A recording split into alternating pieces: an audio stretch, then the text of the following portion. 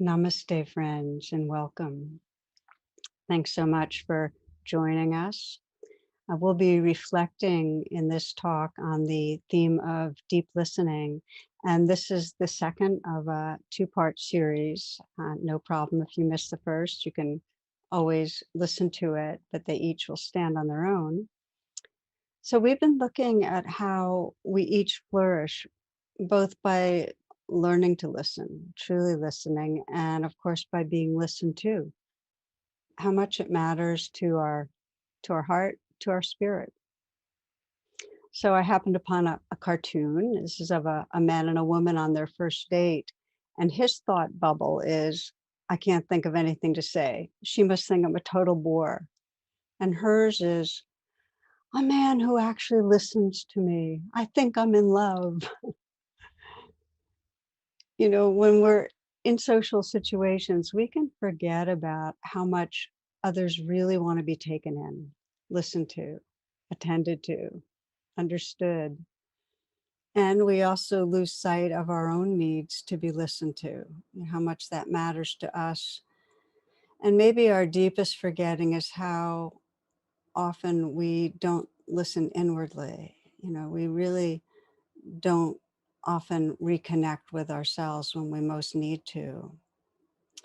So our inquiry really is how to awaken a very pure listening presence. And there's a wise hint from the Zen tradition that says the quieter you become, the more you're able to hear. So keep that in mind. If we want to train in listening, we need to become aware of the trance, the thinking trance that we're usually caught in.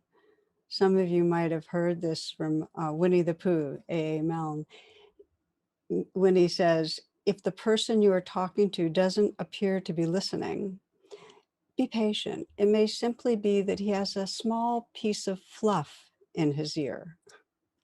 So hence our meditation training, removing fluff. And I hope this feels familiar, that when we practice meditation, we notice when we're distracted, when we're off in thoughts, and then the training is to come back, just to come back right here and open to what's happening. So I like this, considering our training as removing the fluff. And it really is that incessant inner dialogue, the preoccupations. So we are unclogging ourselves in a way. While in this talk, the emphasis will be on listening to each other, listening is the essential capacity that reveals all of our relatedness to life, to the sacred. If you've listened deeply, you know this, that in those moments, you can really discover connectedness, a true communion with whatever you're listening to. If you're listening to the sound of a stream, or maybe to birds, or to another person's words, and you're listening deeply.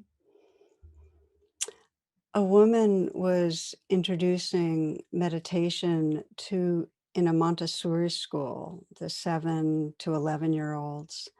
And the way she did it was by telling them she was going to strike a gong and then asking them to be interested in watching and following the sound. And she said, notice where it goes. If you follow and you pay attention, you might get closer to God, to spirit. And so the child later told his mother, one child told his mother about this experience and said to his mother, well, when I watched and listened to where sound went, I didn't get closer to God. I was God. Let's just pause for a moment here and reflect, uh, perhaps explore just listening. And I invite you, wherever you are, to let it be a real pause and to open up your attention to sound, to come into a state of listening.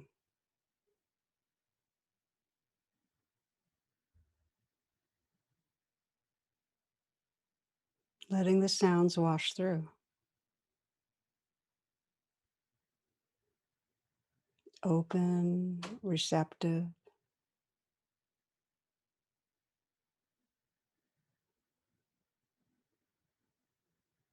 including the sounds in the room, listening into the space that's here.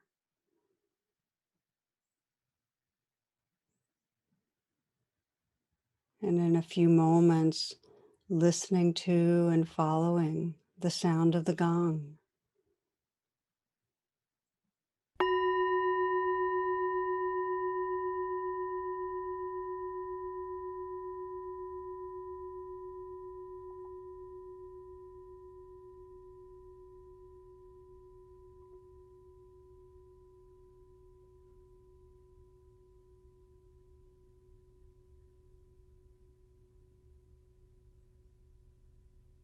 Continuing in the quietness for a moment. So you're listening with your whole awareness.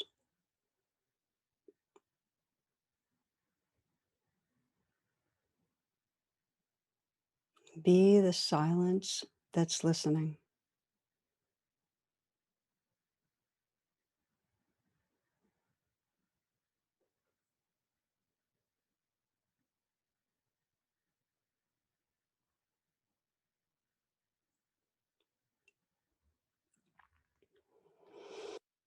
Yeah, so you might take a few full breaths. If your eyes are closed, open them. If you choose, you can always listen with your eyes closed too. So, what does it mean to bring a true listening presence into our relationships? What happens when we try? And maybe for those that were listening last week, you resolved this week that you're going to listen more deeply with others. Or maybe at some other time in your life, you've done that on purpose. And, you know, it's often not until we're intentional about it that we actually realize how difficult listening really is. When we're with other people, we start finding that our own, wants and fears are right there. There's a kind of self-consciousness. And often we go on autopilot because of that tension, and we kind of lock into our regular patterns of either presenting and filling in the silence or defending or in some way inserting ourselves rather than listening. And of course, if there's any really strong charge, if we're feeling threatened or we have some craving or desire or attachment, real uncomfortable, it's even harder to have a listening presence. It's also difficult when we're listening to someone and they're talking about something we don't understand. We tend to either drift or, and this is even more distancing, we'll start making assumptions about what they're saying and not really deepen our attention or even ask questions.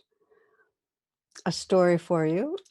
A Baptist pastor was presenting a children's sermon, and during the sermon, he asked the children if they knew what the resurrection was. So one little boy raised his hand, and the pastor called on him, and the little boy said, I know that if you have a resurrection that lasts more than 4 hours, you're supposed to call the doctor. So, assuming we know.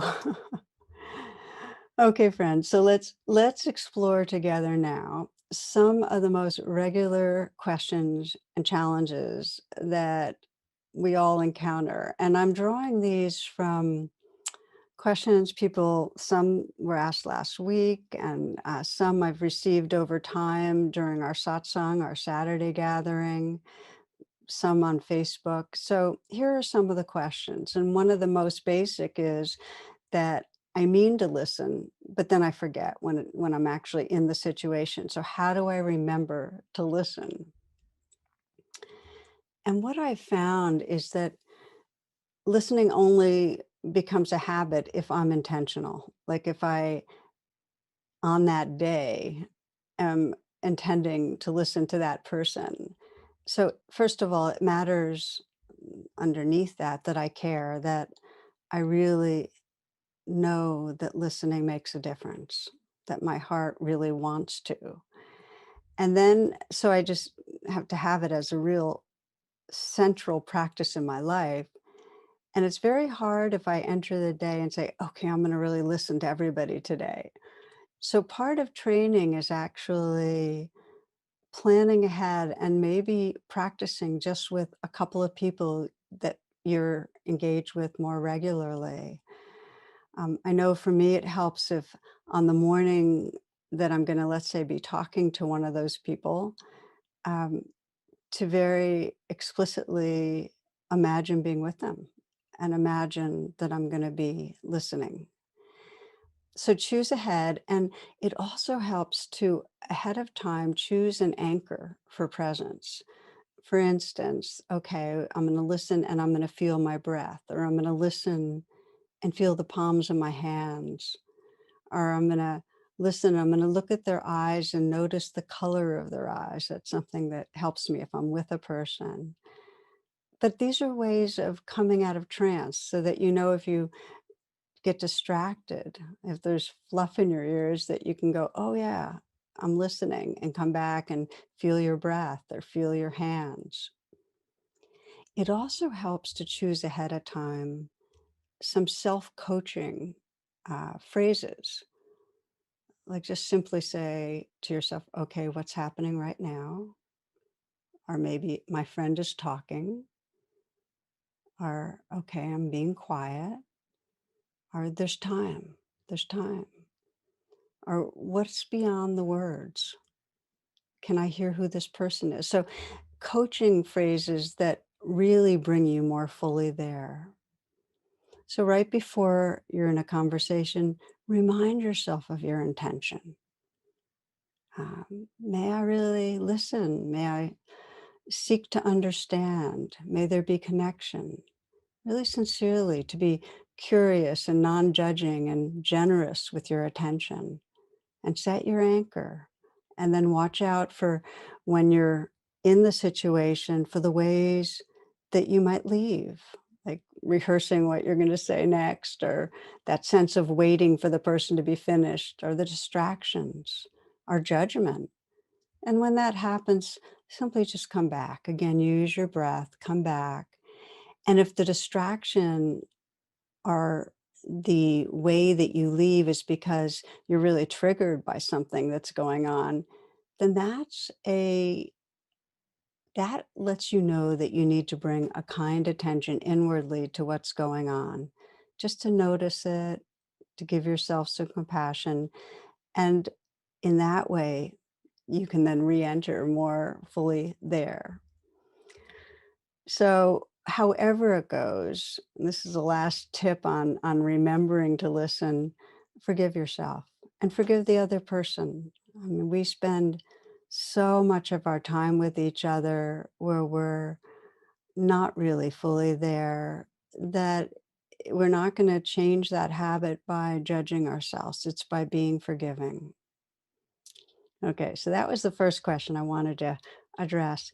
The second one is, s- if someone, and this has come up before, says, I want to listen, but the other person isn't open with me. They're being superficial or complaining or repeating their story. So, what do we do? If the other person isn't really coming from a more real place? It kind of reminds me of that Sylvia cartoon. Some of you might remember. Sylvia is in the guise of a fortune teller, and a woman's talking to her and saying, my husband won't talk about his feelings. And Sylvia kind of mumbles under her breath, what else is new? But then she looks into her crystal ball and she says, in 2021, men will start talking about their feelings. Within moments, women will be sorry. So here we are, and we're with somebody who is not expressing. We're trying to listen. And it often happens that people aren't coming from a very deep or sincere place. And so we start judging. And sometimes our intention's very benign. I really am looking for deeper contact, but there's still an agenda, which is, I want you to be more open with me. Any agenda gets in the way. I'll tell you a story of a friend who was reading books about listening to your teen, and she desperately wanted to turn around an estranged relationship with her daughter and have her daughter share her troubles and be there and really listen. And she tried to set up these conversations, and her daughter was totally disinterested. And she felt really shut out and it felt wounded. And increasingly, she'd approach her daughter with this fear of being rebuffed, that her daughter was going to push her away and say, don't want to talk about it. So her primary work was first inner listening to connect with her own hurt about feeling pushed away, to bring compassion to that.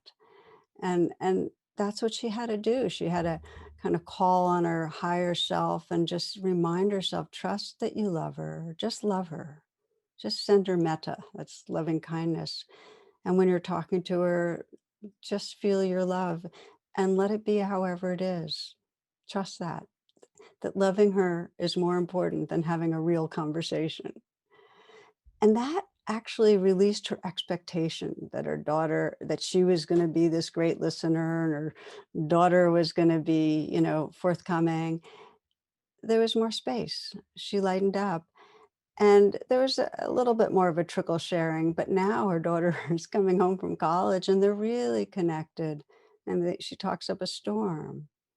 So just keep in mind your own expectation about wanting the other person to be open and authentic to make your good listening work, because that again, it's an agenda.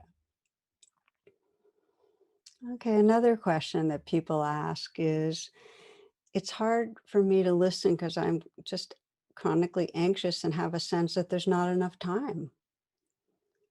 And I wonder how many of you have noticed how easily it is we get tugged by that sense of, I should be doing something else. And then we're not really listening. And especially when we're stressed, it's really difficult to sustain attention and listen. One friend of mine said that multitasking is possible, multi-focus is not. And I suspect that many, I'll confess that I have, maybe once or twice have been on the phone and, or Zooming, but also done some email or online shopping. Has anybody ever done that while you're on the phone? Or, it's good that we're not in person because I could ask for a hand raise on this and it's a hard one to confess. But sadly, it does become our way of operation to split our attention, and we know it, so that we're not there offering our full heart. A story that really touched me was in Tattoos on the Heart, written by Gregory Boyle, who's a Jesuit priest, and he works with Latino gang members in Los Angeles, some of the most violent parts of Los Angeles. So he describes being in his office and he's between morning mass and he's about to do a baptism and he's running late. He's got like 7 minutes. And a woman walks in his room. He's got pretty much of a flow. People from the streets are in and out. And this woman, her name's Carmen, is a heroin addict and a gang member, an occasional prostitute, as he describes her, often seen defiantly storming down the street, usually shouting at someone. And she seats herself in his office and he's glancing at the clock. And this is how he describes what happens. He says, this is how she starts in. I need help. She launches right in, brash and something of a no-shit sister. Oh, she says, I've been to about 50 rehabs. I'm known all over, nationwide. She smiles, her eyes wander around my office and she studies all the photographs hanging there. She multitasks and her inspection of the place doesn't derail her stream of consciousness rambling. The family will arrive for the baptism in 5 minutes. I went to Catholic school all my life. Fact, I graduated from high school even. Fact, right after graduation is when I started to use heroin. Carmen enters some kind of trance at this point. Her speech slows to deliberate and halting. And I have been trying to stop since the moment I began.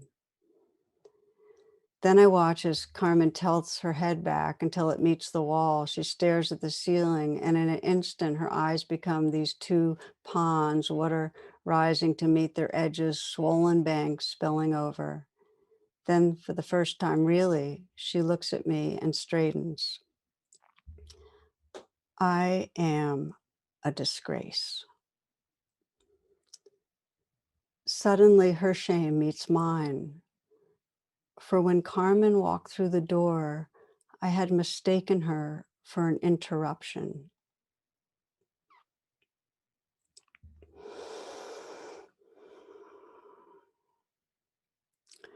I share this because, if most of us were at the end of our life looking back at today and saw ourselves in conversation or with a loved one, what would matter was presence, was connection.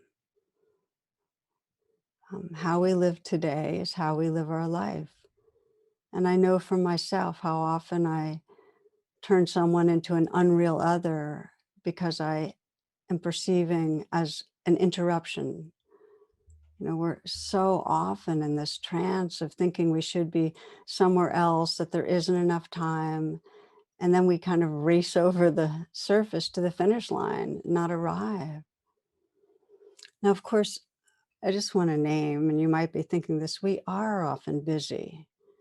And that's natural. It's fine to choose to not talk not and not be in that kind of a deeper listening. It's fine to set boundaries and all that. But if we are choosing to talk to someone, to acknowledge the pull internally and re-choose to be there.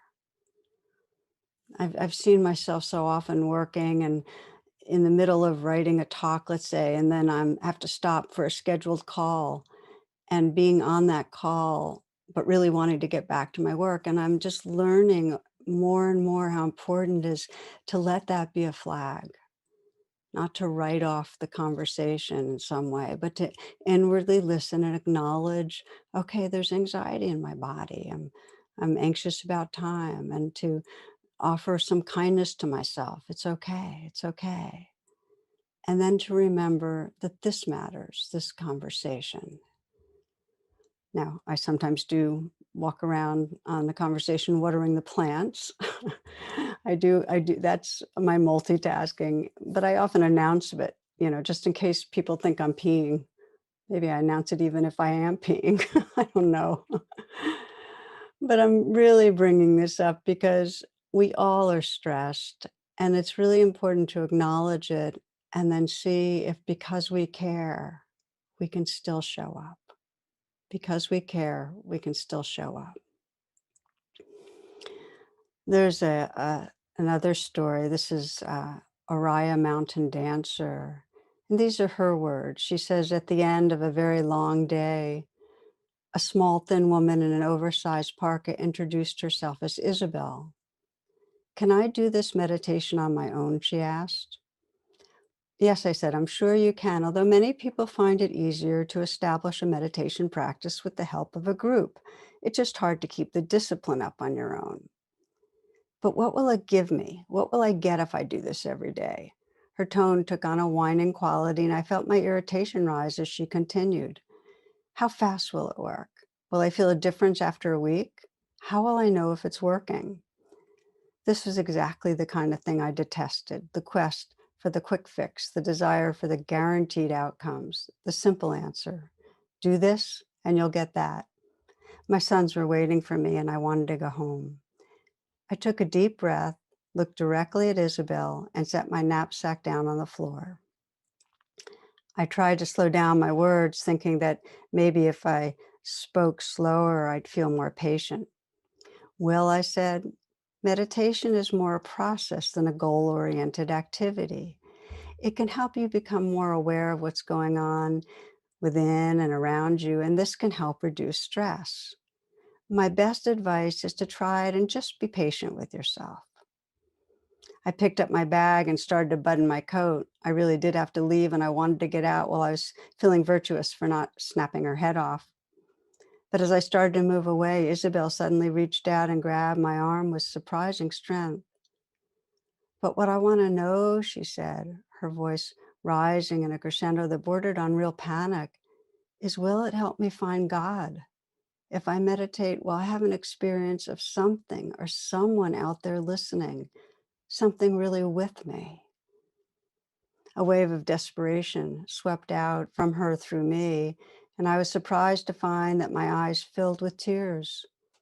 This woman wasn't looking for an easy answer or a guaranteed formula because she was lazy.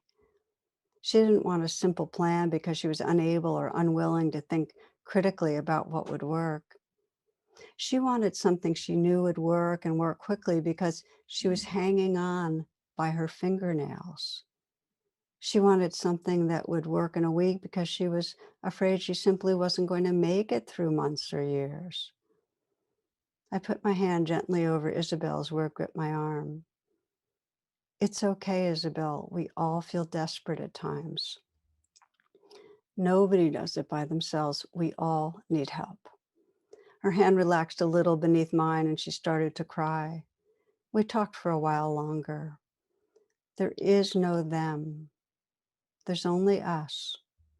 When I left, I did not leave one of them. I said goodbye to one of us, a human being doing the best she can, searching for the home for which all our hearts long.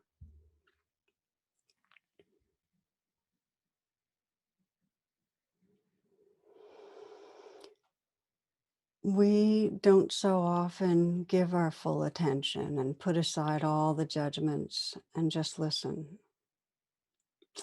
Yet when we do, we create a bridge connecting our inner life to each other. Okay, so now to maybe the most challenging of the questions, and that is somebody asking, it's difficult listening when others are disagreeing, when there's conflict, aversion, when someone else isn't listening. And this is the big one because if someone else is being critical, or if they have a different political view, if they're being manipulative, if somebody's judging us, how does it feel when somebody's not listening to us? So what happens to listening? We know that the aperture really shuts down.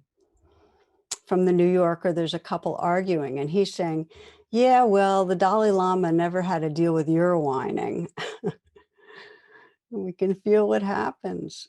So the question that I often get around all of this is, can I take care of myself and still listen? So when somebody is acting in ways that feel critical, feel like they're not listening, aggressive, can I take care of myself and still listen? Now, clearly, if somebody is violating us, it's not about listening, it's about taking care of ourselves. So this is the domain where somebody's acting out, but we're not in real danger, but can we still listen? And what I would say is, yes, we can. We can learn to listen, but often not in that moment.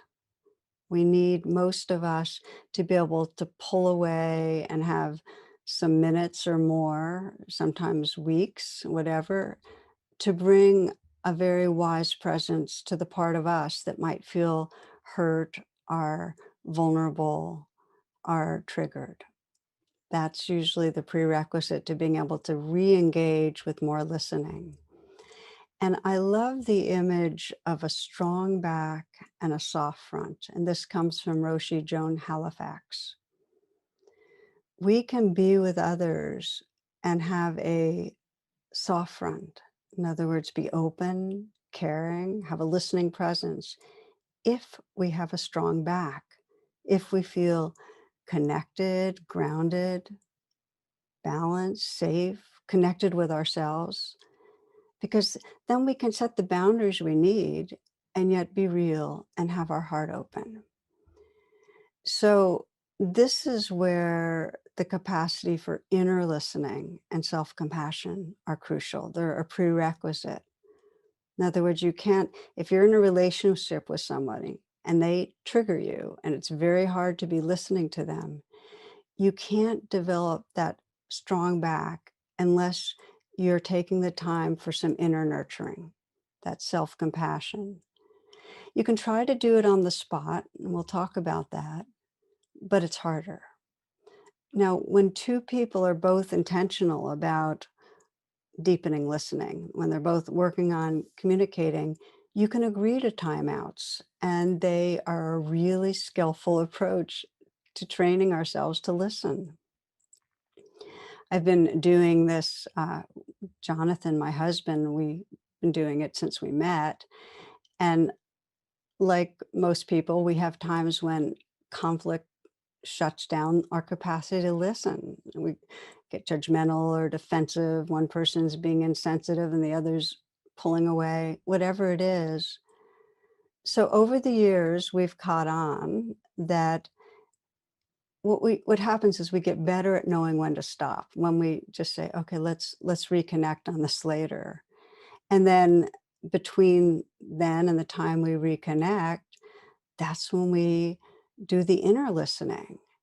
Um, that timeout really makes a difference. Let's say if I am triggered and I'm angry at him and I am then in that timeout, that's when it's safe enough to go underneath my anger and say, okay, what's really going on? And I usually get in touch with some vulnerability where I'm feeling hurt, where I'm feeling not cared about or not understood, not prioritized in some way.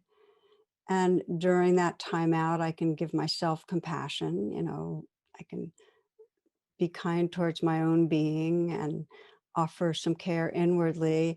And that allows me to reopen the aperture. I'm still in a timeout and just imagine what's going on for him. I can imagine it.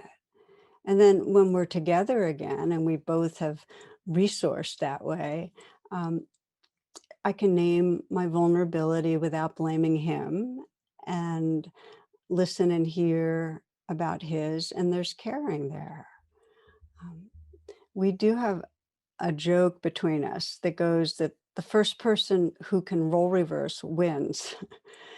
And what that means, role reverse means see through the other person's eyes, which of course means that we have to have already, you know, taken care of our own vulnerability and then widened, opened so that we can actually listen deeply to the other. It's kind of a lighthearted spiritual competition, but it's actually has some truth to it that there's some freedom in the moments that we're able to return to really listening.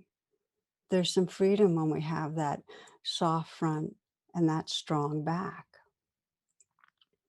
Now, you might be wondering, because this is so often the case, well, what if there's not time for that time out? You're at work and you can't extricate and, you know, and there's all sorts of reactivity. And it is harder to come into that resource place of a soft front and a strong back on the spot. So we do it imperfectly. And we have to have the heart that can forgive that it's going to be imperfect. If we're in the midst of a conflict and triggered, inwardly, we can try to use an anchor to ground ourselves, the breath, feel, feel your feet on the ground, come right here. I'm doing it as I speak. And inwardly, we can self-nurture, even if just a phrase, like, it's okay, trust your goodness, it's going to be okay. And that will shift us a little. So we're a little more able to be engaged without so much reactivity.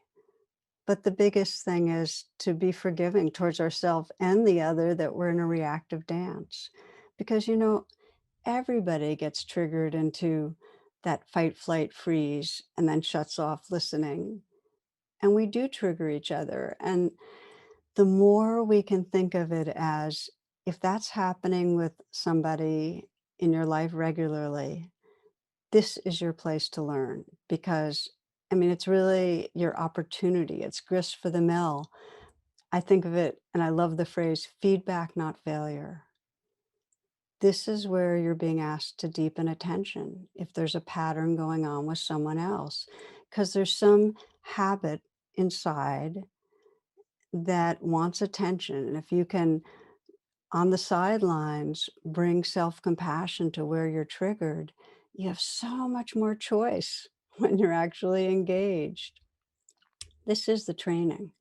It's not when it's flowing and easy with others, it's really when we hit those bumps. Okay, another question. What if the other person isn't on a path of intentional listening? Let's say your friend or a partner or child's not making the effort. They're not with you in this deep listening. And I'm bringing this up because that's more often the case than not. It's very common. We don't all have the same capacity to listen, our intention around listening, intention around being present. And the truth is, the more someone has been traumatized or wounded, the more someone feels themselves separate, threatened, the harder it is for them to listen. So, because it hurts not to be listened to, because it hurts when someone else isn't with you in this, it's easy to go into blame. You know, you're not trying, you don't care, you're not making the effort to listen and understand. So there's three things that help me to remember. One, I've been pointing to, we all have different conditioning, and it's really nobody's fault um, that they can't listen. It's harder for some people than others. And I know if I'm blaming, that'll only create more distance and it shuts down my heart. The second thing is, I know that if I can truly listen anyway, I'm freeing up my heart. There's healing going on. And I also, and this is the third, know and trust that if I can listen to them anyway, it fosters connection. It moves us in the trajectory of more connection. Now, as I say this, some of you may be wondering, well, but I'm always the one listening in every situation. I'm the one that listens at work. I'm the one that listens with friends, or it's my business to listen. I'm a therapist. So, how do we manage the pain, the loss, maybe the feelings of anger or loneliness um, when we feel we're always the one listening, not having others listen to us? While some people might not have the capacity, it's helpful to know that there are people who do. And if we're always in the listening role, it's actually an invitation to take an honest look inside and ask, well, what might be stopping me from taking more space, speaking more fully or more deeply or more at length about my experience? Because what I've seen when I've explored this with others, I find there's often a mistrust. It kind of goes like this: well, if I'm the focus, others won't care. I won't be of value to them. They won't want to be with me anymore. Or maybe they'll take advantage of what they hear, or they won't respect or like me. In other words, we're afraid to be more disclosing, to be the one that's speaking, because we don't trust it'll be a good experience. And deep down, we're not trusting ourselves that I'm lovable enough to be listened to. Again, if that's the way it weighs out in your life, let it be grist for the mill, a signal, okay, this is a place for self compassion. And also, if that's your role, always the listener, try to play your edge really carefully, choosing those you think will be most, safe and valuable to explore with. But try to move beyond the habit of always being the one who's listening to sharing more of yourself.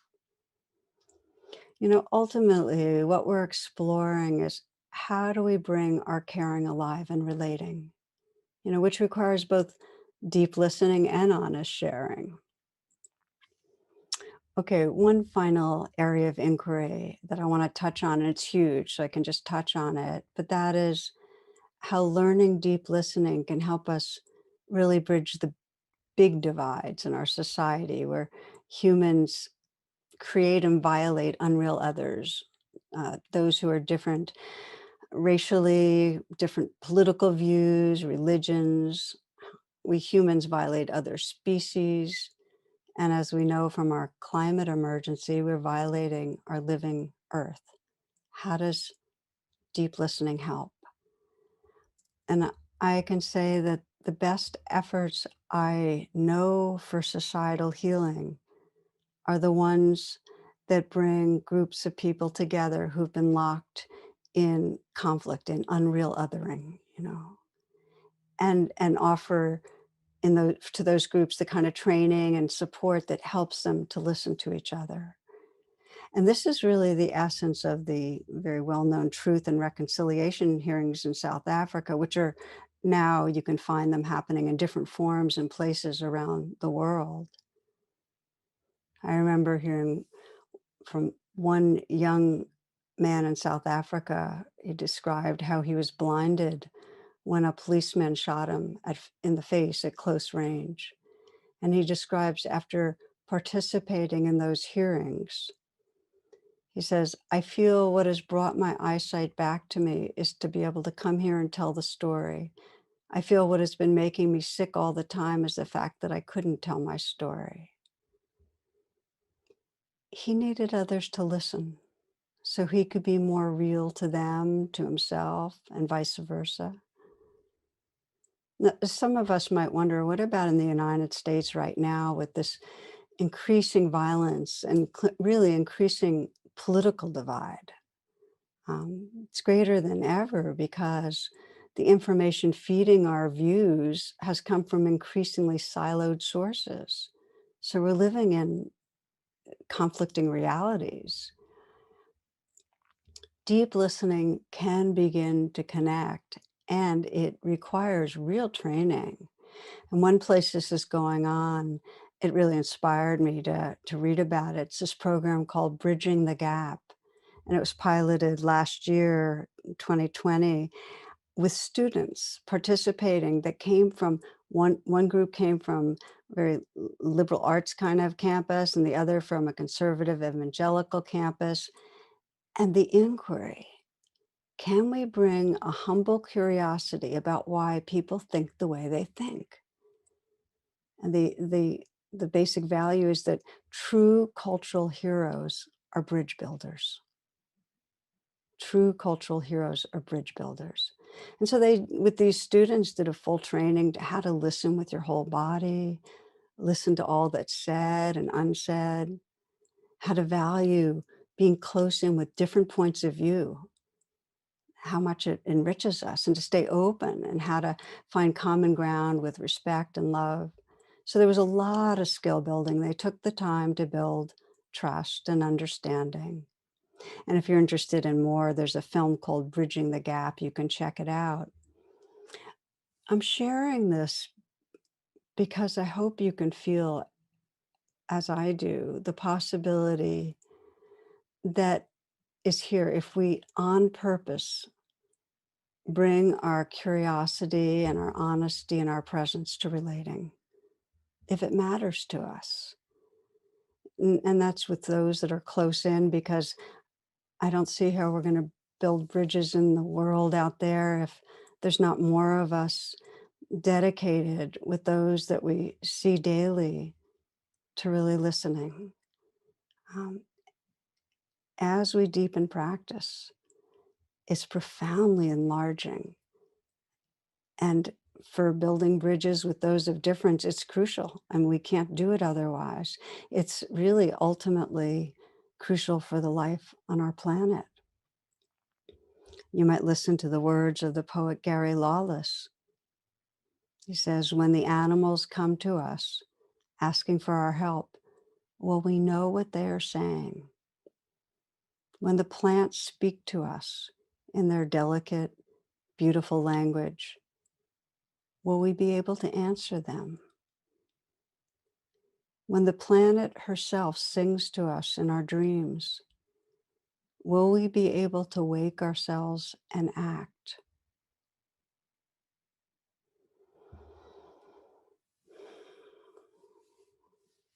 Listening reconnects. We realize the animals and the plants and the fellow humans and this living earth really are a part of our life. And when we listen, we care. We care. We don't want to hurt. We want to hold hands. We want to protect. We want to live from love. So we'll close somewhat as we started with a kind of listening meditation, very, very short, just to end this. And wherever you are, you might make sure you're comfortable.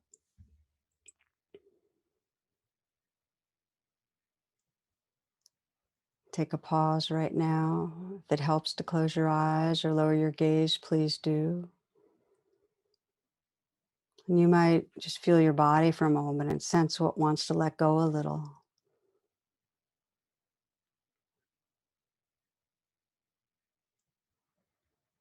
And then come into a state of listening.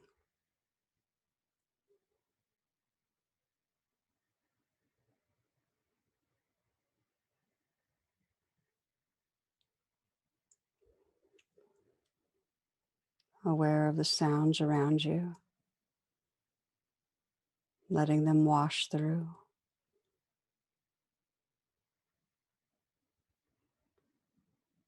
So you're listening to the sounds in the room,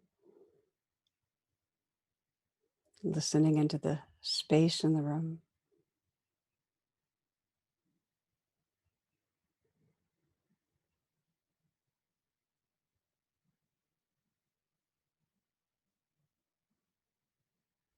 Listening to and feeling the aliveness of your body right now.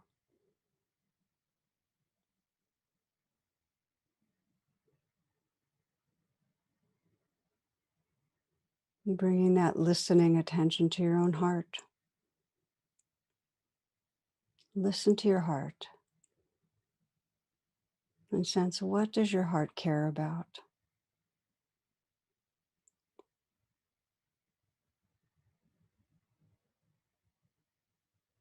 What does your heart value?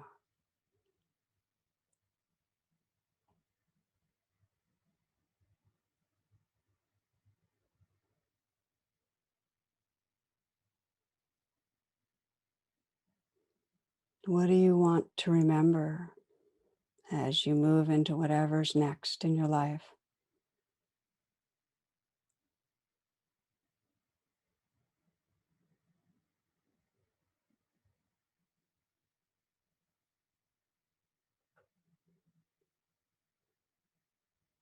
You might widen the listening. So you're bringing to mind someone dear in your life. Just bringing that kind of listening attention to them. Perhaps seeing their face, seeing their eyes. And with that receptivity, just sensing, what is life like for you?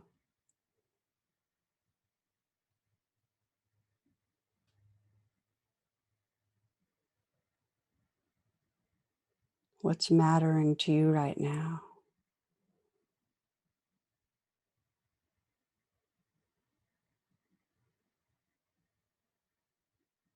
Is there anything that's hurting right now?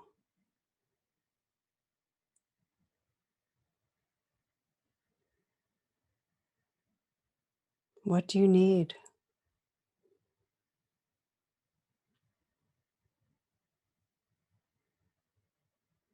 And with that open-hearted listening, just feeling your care.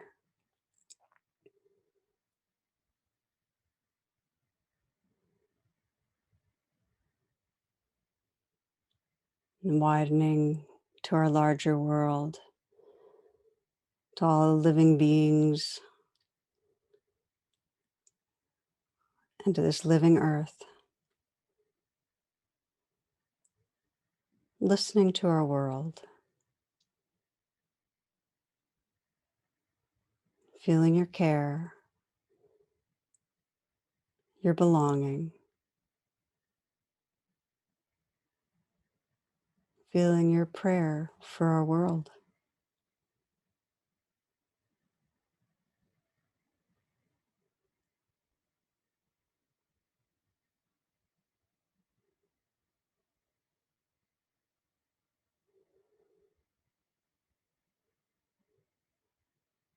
And as you're ready to, if your eyes are closed, you might open them, take a few full breaths. And I want to thank you, friends, for your listening presence, for your attention, for engaging, and just the wish that you can bring this listening presence more and more alive in your life in a way that brings much joy, much connection, much happiness. Blessings and thank you. Namaste.